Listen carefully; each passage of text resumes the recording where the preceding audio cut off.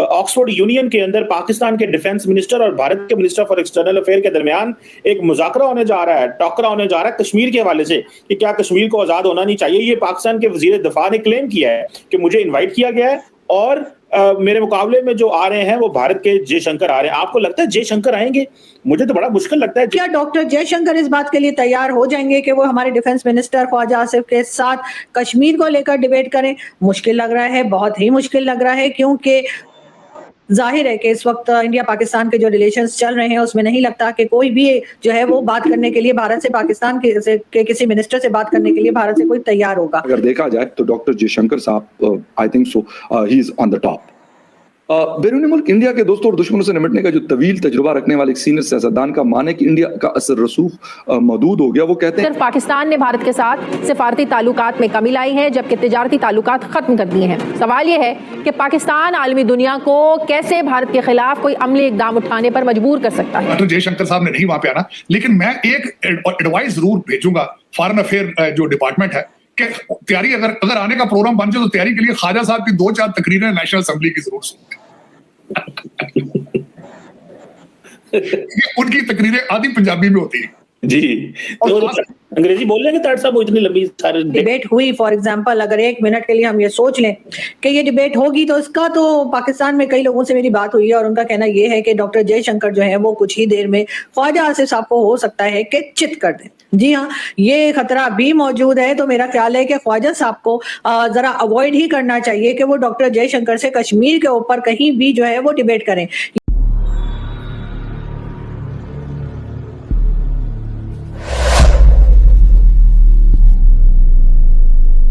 बात है। अगली बात जो हम करना चाहेंगे चीमा साहब, ऑक्सफोर्ड यूनिवर्सिटी में डॉक्टर जयशंकर साहब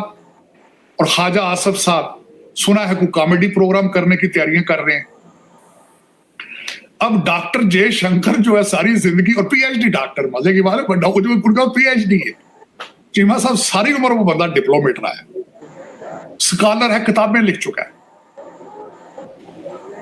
अब वो बहस मुबासा होगा और ख्वाजा, मैं एक वर्क करूंगा बात में, मुझे पता है वैसे कि डॉक्टर जयशंकर साहब ने नहीं वहां पे आना, लेकिन मैं एक एडवाइस जरूर भेजूंगा फॉरेन अफेयर जो डिपार्टमेंट है कि तैयारी अगर आने का प्रोग्राम बन जाए तो तैयारी के लिए ख्वाजा साहब की 2-4 तकरीरें नेशनल असेंबली की जरूर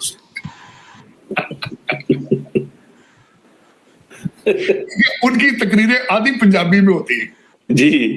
तो अंग्रेजी बोल लेंगे ताड़ साहब? वो इतनी लंबी सारे 1.5-2 घंटा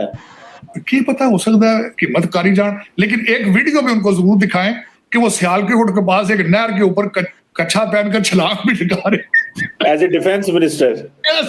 मिनिस्टर। तो चीमा साहब वो बड़ा इंटरेस्टिंग आपने बात बताई है कि वो एक कॉमेडी शो होगा। मैं तो कहता हूँ दोनों कंट्रीज के एंटरटेनमेंट के लिए वो होना चाहिए कि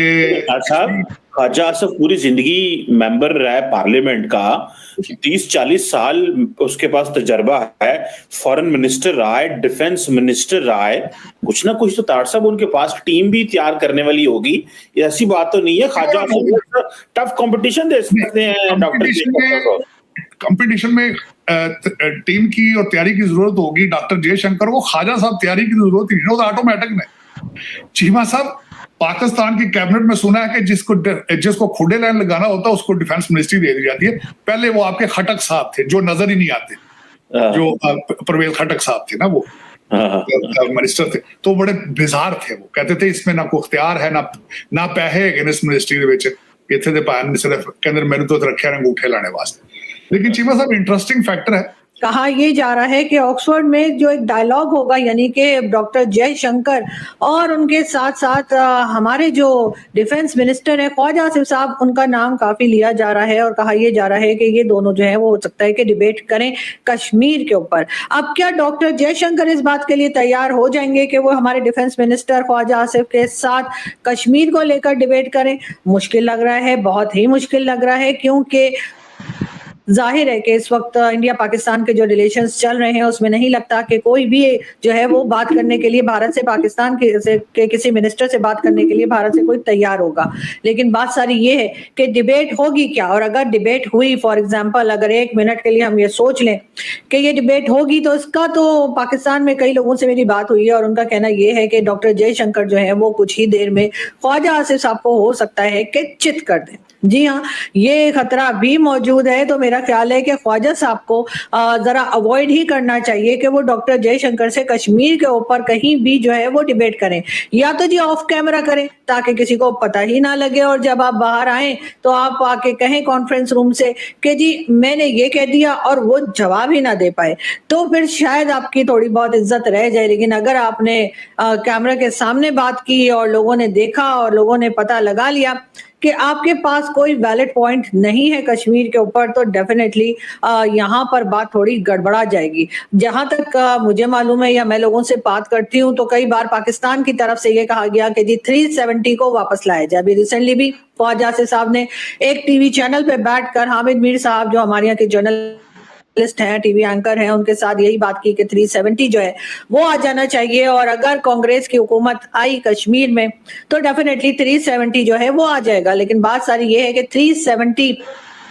दोबारा लग जाने से, 370 वापस आ जाने से कश्मीर में पाकिस्तान को क्या फायदा है। अगर पाकिस्तान के आप किसी भी पैनलिस्ट से या किसी भी पाकिस्तानी से ये पूछें जो इंडियन टीवी पे जाते हैं या जो इंडिया के बारे में डिबेट्स करते हैं, उनसे अगर आप ये पूछेंगे अगर 370 वापस आ जाए तो उससे पाकिस्तान को क्या बेनिफिट है, तो वो नहीं बता पाते।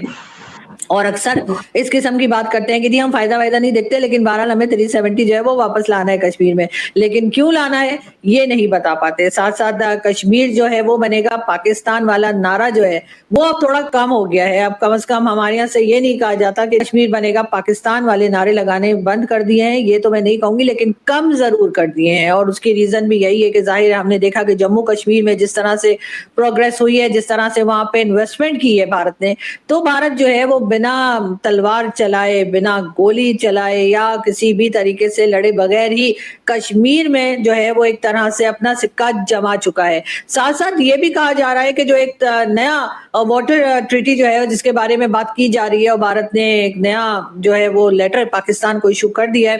डेफिनेटली उसकी वजह से भी पाकिस्तान जो है वो बैकफुट पे है। और अगर ये पानी वाकई में रोक दिया गया और भारत की तरफ से कहा गया कि जी पाकिस्तान को जो पानी दिया जाता है वो कम अब दिया जाएगा, तो डेफिनेटली यहाँ पे परेशानी होगी और होनी भी चाहिए।